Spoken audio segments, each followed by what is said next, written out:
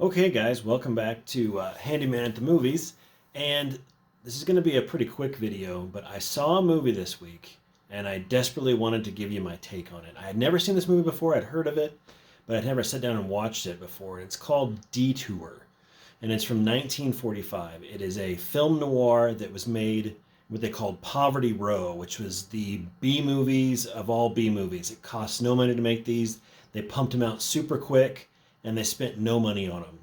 And this one's the story of a hitchhiker, and he is trying to catch a ride across the country to get to his girlfriend who's in Los Angeles. He's going from New York to Los Angeles. And this guy's played, I had to look him up because, again, these are really small time people. I'd never seen them in anything before.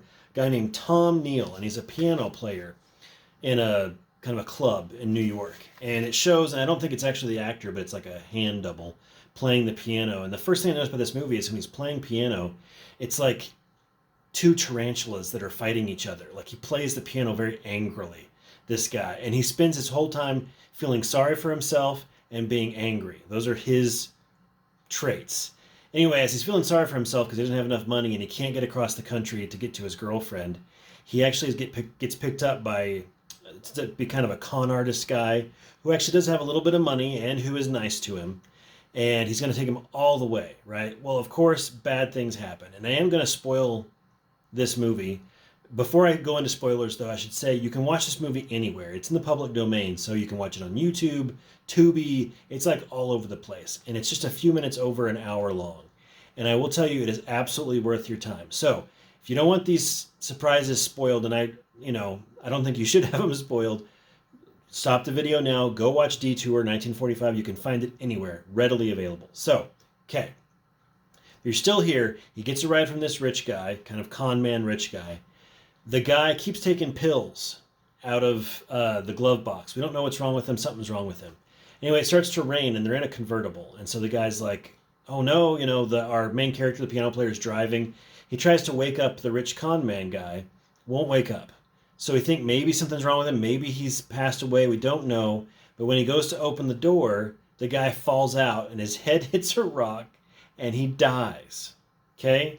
And the guy thinks, oh my gosh, the police are never going to believe me. I got to get rid of the body. So he gets rid of the body and he's like, well, but I can't drive this guy's car wearing my nasty clothes. So I got to swap the clothes out. Right? So he swaps the clothes out. And he drives this guy's car, gets rid of the body, and he's going along. And then he picks up another hitchhiker. Turns out this lady that he picks up is a real piece of work. The actress's name is Anne Savage. She plays Vera in the film. And she's worth the price of admission alone. She is incredible. She basically, like metaphorically, reaches out through the screen and puts a cigarette out in your eye as you're watching it. She is so acerbic.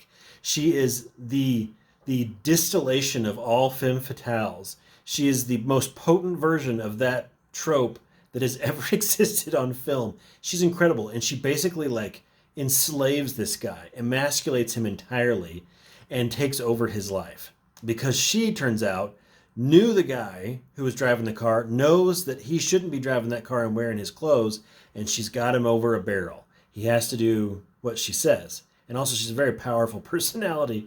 Anyway, as it keeps going, she wants to go further and further with these schemes. He doesn't want to go with it, but he also doesn't spend a lot of time trying to get away either because she's kind of attractive, and it's this whole poisonous relationship.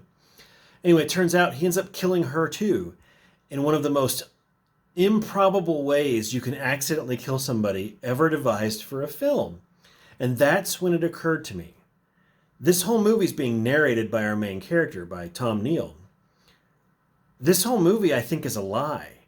I think this whole movie is him talking to the police because he gets picked up by the police at the end. This is his sob story. This is his whole, no, I didn't mean to kill the rich guy who had all the money and take all his money and his car and his clothes. And then when somebody caught me on it, I didn't mean to strangle this lady with a phone cord through the door and then escape from there. This is all these, you have to believe me, this is all an unreliable narrator. This is my opinion, at least.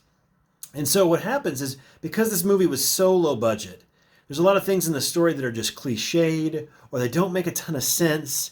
And you're like, is this just poorly made? What's going on? It's very entertaining, don't get me wrong. But you're like, story-wise, what is going on here? This guy has the worst luck ever, to the point where it's almost comedic. And that second time it occurred to me, I was like, I don't think any of this is true. I think he actually did do the things he's accused of. I think he's at least a double murderer. And this whole movie is his, like I said, his sob story to get the police on his side. Now, when you go back and you watch the movie with that perspective, then all of a sudden, all the things that may in real life have been due to low budget or quick writing actually work perfectly. It snaps into place. And so, because Anne Savage is really giving it to this guy, like her performance is so crazy over the top, but all of a sudden it makes sense because it's his perspective. She was emasculating. She was terrible. In real life, who knows what she was really like? And then this elaborate accident that he had to cover up, that all of a sudden makes sense because that's not really what happened.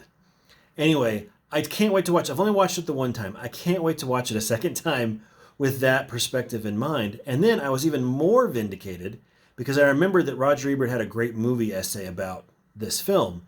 I went back and read it, and halfway through the essay, he was like, and then there was one guy who thought that this whole movie was made up. And I was like, hey, I thought the same thing that Roger Ebert and the guy he cites in the essay thought. So it's wonderful sometimes when you watch something and you have a thought that changes the whole movie, and then you realize that like professional reviewer people had the same thought.